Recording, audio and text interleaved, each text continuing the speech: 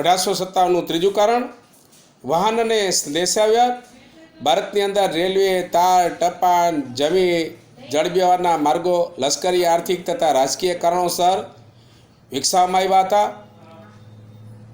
તેનાથી દેશના લોકોને લાભ થયેલો હતો.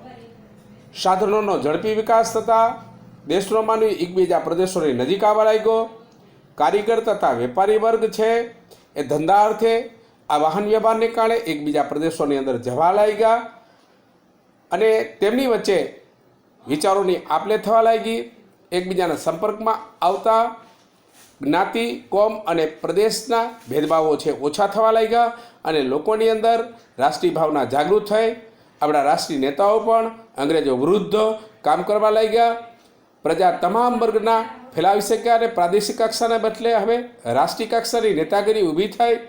સ્વરાજ્યની સિદ્ધિની અંદર આ પણ ફાળો મહત્વનો હતો. શિક્ષણ અને સાહિત્ય.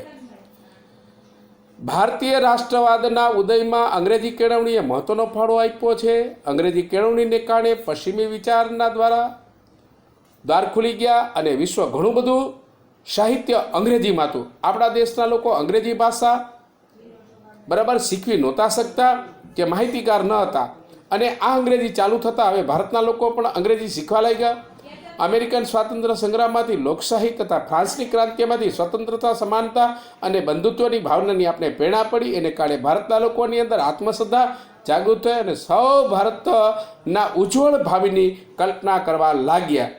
દેશની પ્રાદેશિક ભાષાની અંદર નવલકથા, નાટકો અને વાર્તા અને કાવ્યો અને ગીતો પણ લખાયા અને સાહિત્ય છે એ રાષ્ટ્ર પ્રત્યેનો સંદેશો પણ આપવા લાગ્યા હતા.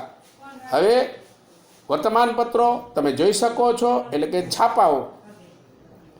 હવે રાષ્ટ્રીય એકતાને ફેલાવવા માટે વર્તમાનપત્રોનો ફાળો નોંધપાત્ર હતો. બંગાળ, મુંબઈ, મદ્રાસ અને બીજા પ્રદેશોની અંદર અખબારો છે એ સરકારની નીતિઓની ટીકા કરી અને લોકોની અંદર રાષ્ટ્રીય ભાવના છે એ જાગૃત થયેલી જોવા મળતી